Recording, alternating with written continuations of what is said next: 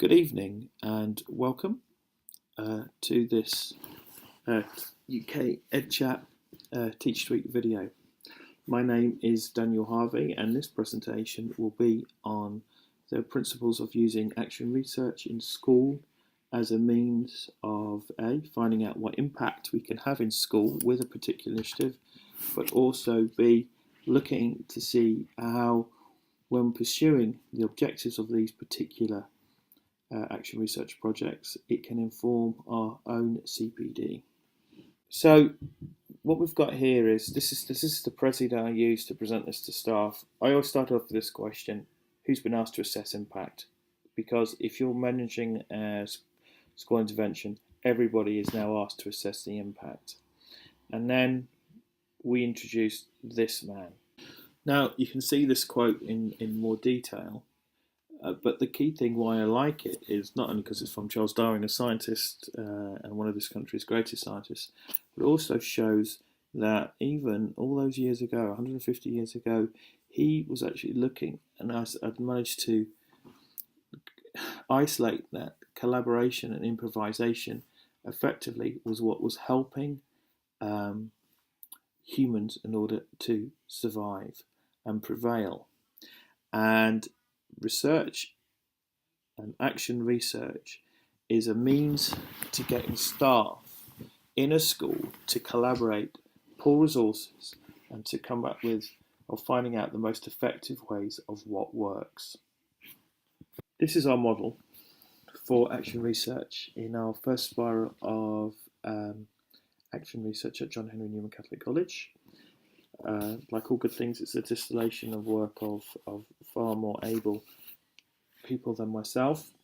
The key people in this instance being Dr. Carol Davenport, who works at the University of York, and also David Weston of the Teacher Development Trust, both of whom have been very kind in assisting me in developing this model for our staff. So I'd also like to say thank you, and then we can look at a little bit in more depth of what actually happens in this model. So our process is relatively straightforward. It starts off with a group of teachers getting together to come up with a common observation or about an issue which they would like to address in their teaching or in their classrooms.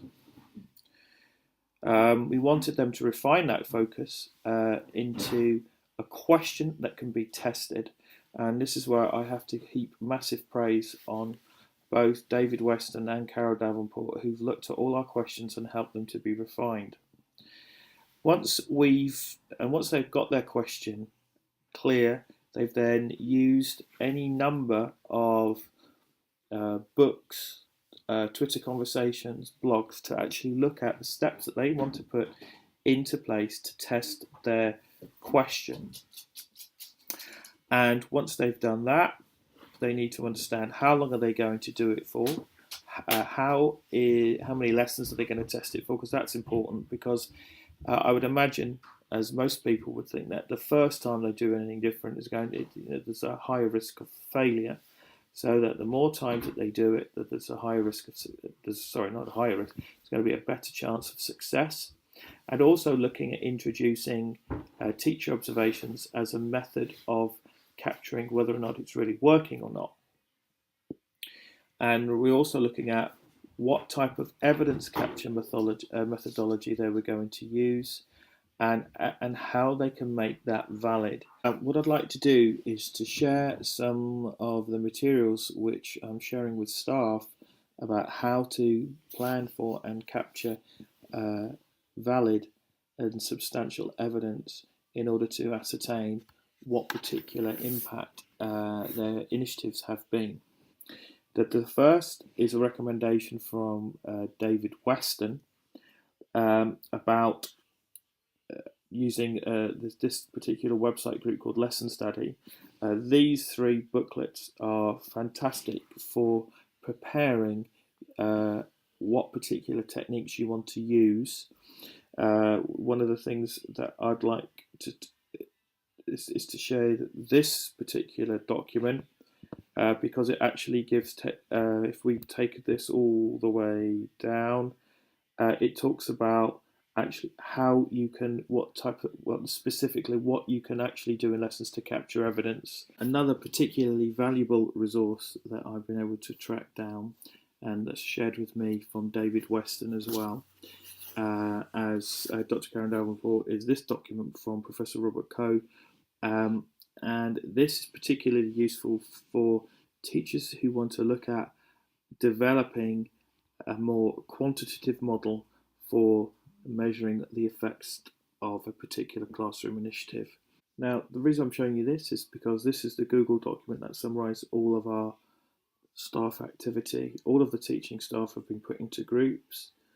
The groups themselves have discussed the areas that they want to test, the research question, what extra research they might want to do in order to frame their work. And here we have, and we're at the stage where people are just finalising their plans, ready to test next half term. Now, there's lots more we could say, but lastly, I just want to show you this is the model. If you're interested in the model and how it came about, please ask, and I'm more than happy to share any of the resources that we found that's helping our work this term.